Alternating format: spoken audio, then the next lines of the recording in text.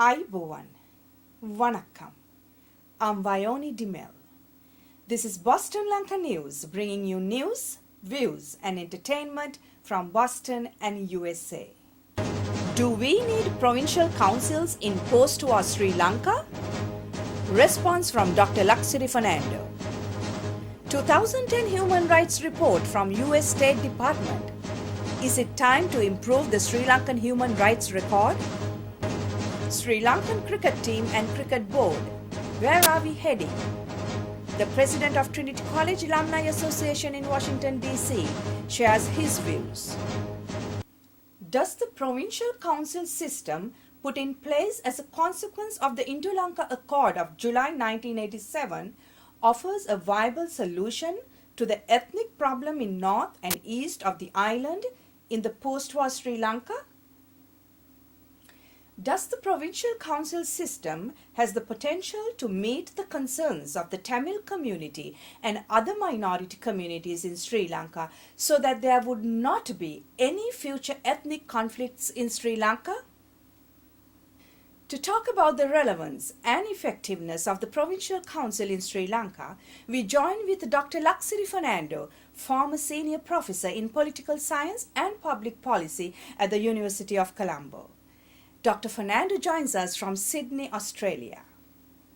Dr. Fernando, in the post-war Sri Lanka, do you think there would be a better alternative other than provincial councils? Do we need to repeal or amend the 13th Amendment to the Constitution? Well, let me give you a very direct answer. In my view, provincial councils are the best in the modified order. I think we had to change the system, but still it should be provincial councils. Well, of course, the 13th Amendment should be not amended, completely repealed and replaced. That's my short answer. When we talk about provincial councils, the principle behind this is the devolution. We need devolution in Sri Lanka for three reasons. First is ethnic reconciliation. Second is economic development. Third is better democracy.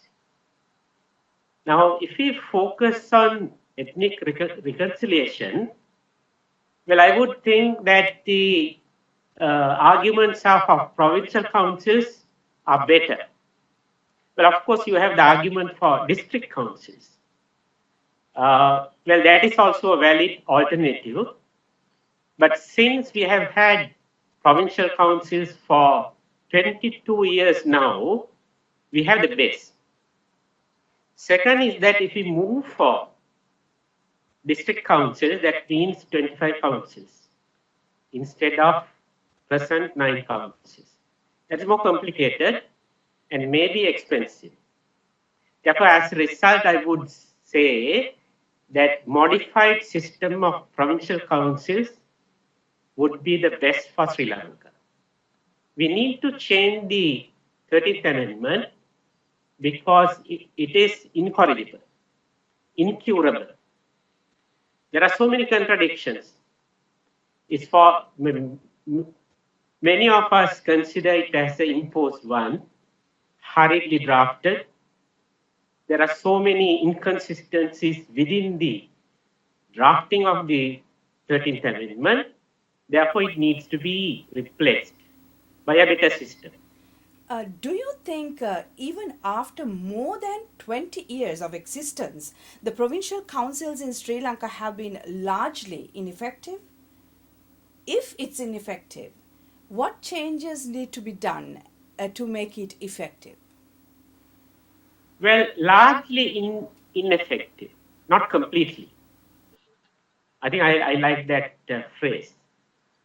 When you say largely ineffective because of certain circumstances, one reason is that provincial councils are not developmental oriented at present. They should be developmental oriented. And under the 13th Amendment, there are 37 functions attributed to the provincial councils. That's too much in my view. Maybe around 12 functions should be given to the provincial councils. Then they can focus more and do better service.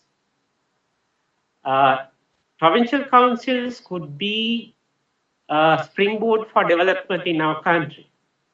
The reason is that when you consider the economic targets, provincial councils should be development oriented with complete and definite targets. And we have a lot of disparities between provinces. Now, if you take the per capita income in the Western province is 2 times than any other province. That's a big major disparity.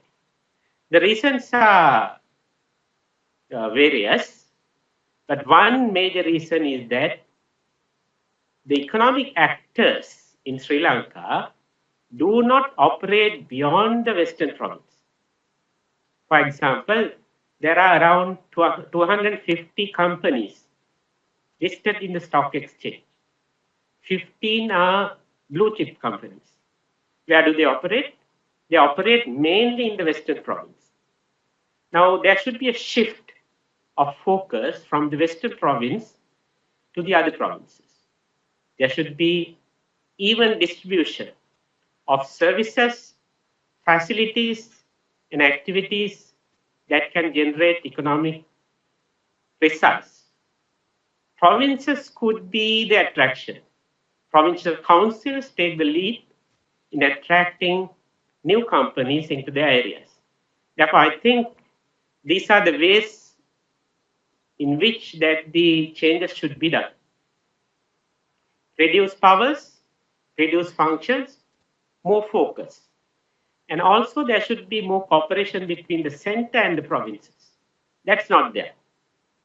Of course, the politically provinces are within the same kind of political framework, but administratively that's not the case. One reason is that we have a separate provincial council public service. I think that should be changed, and we should have an integrated public service. Public servants should be willing and ready to work for the center, provinces, and also the local government. One integrated public service would do. Therefore, with the changing of the provincial councils, there should be some administrative changes as well. Then we can make the provincial councils more effective. More economics, less politics, I would say. Although the law provides for freedom of speech and of the press in Sri Lanka, in practice it was not so, according to the 2010 Human Rights Report released by the US Department of State last week. Report further said that the Sri Lankan government detained and imprisoned a small number of persons for political reasons, most prominent among them the main opposition presidential candidate and former army commander Sarath Fonseca. International organizations like Amnesty International, Human Rights Watch also continue to criticize the actions or non-actions of the Sri Lankan government in the areas of media freedom and human rights. Dr. Fernando, we hear many criticisms from international rights groups on Sri Lanka's human rights record and media freedom. We know that some of these criticisms are misguided. Yet don't you think that Sri Lanka need to work on to improve its good governance, human rights and media freedom? Yes, of course. I think there's always room for improvements in good governance, in human rights, and in media freedom as well. Now, Sri Lanka went through a very difficult period. That was the period of the war, where it was very difficult. There were so many actors. It was very difficult to manage the human rights scene. Now, I'm not saying that all the problems are over, but by and large, we are in a different situation. Therefore, we should make some initiatives to improve those situations. And Well, of course, as you say, that some of the criticisms are misguided. That is correct.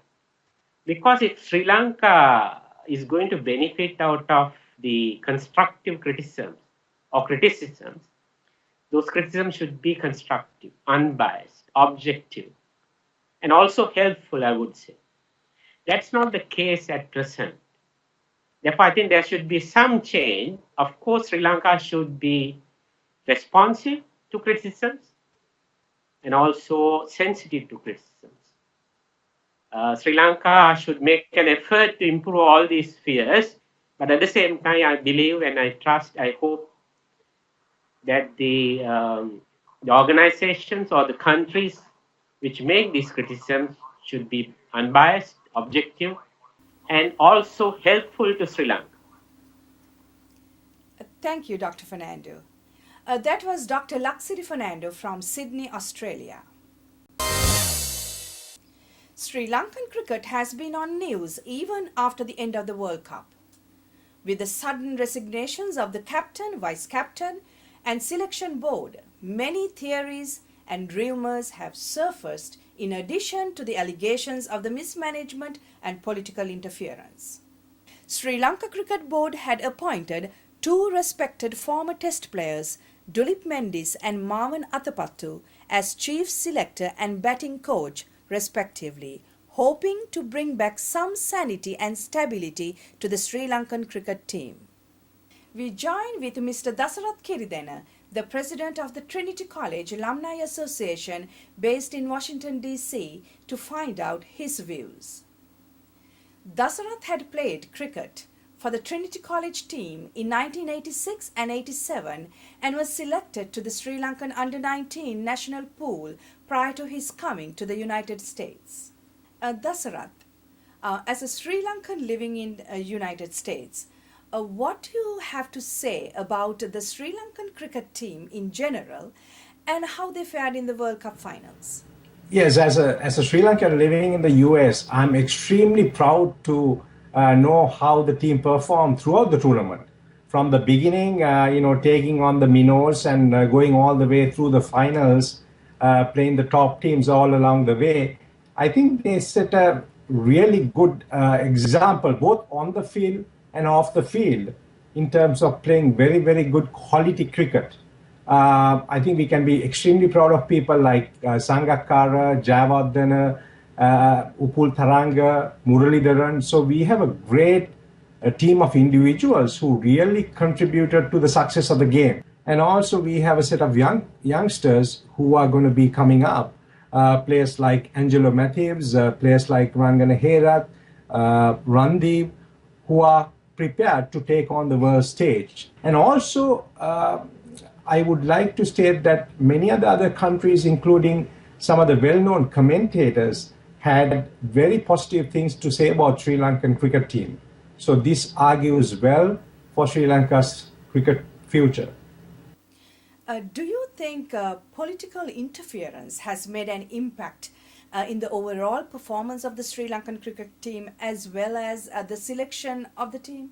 That's a tough question. But I can go by the facts I know. And from what I know, I would like to compartmentalize that question into two areas. One is the credibility factor when it comes to the selection committee.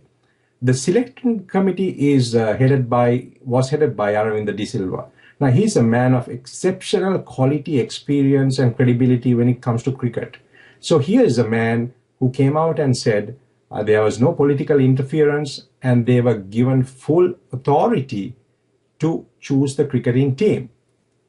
And I think I have to take his word, because where he stands from, where he comes from, he brings exceptional credibility into the cricket game in Sri Lanka. Second, from skipper Sangakkara, he is another great individual and a leader, proven leader through the last few years, that again came out and said Sri Lankans should be proud of their team, that, as far as he was concerned, he was given full leverage, full authority to work with the cricketing selectors and choose the cricketing side or the cricketing 11 that they want to put for the final 11. So we have both two very credible individuals coming out and saying that this was not the case. But I want to say, going forward, this is an area I think that has to be addressed in terms of the management of cricket in Sri Lanka. There has to be a permanent body installed in this Sri Lankan Cricket Authority, because I think for too long we've had too many interim committees, too many changes, too many transition. I think it's a period of solidifying a very good cricket management team at the top in Sri Lanka. Thank you, Dasarath. That was Mr. Dasarath Keridena from Washington, D.C. That concludes our news edition. We'll meet you again with another news edition of news, views, and entertainment from Boston and USA. Till then, goodbye.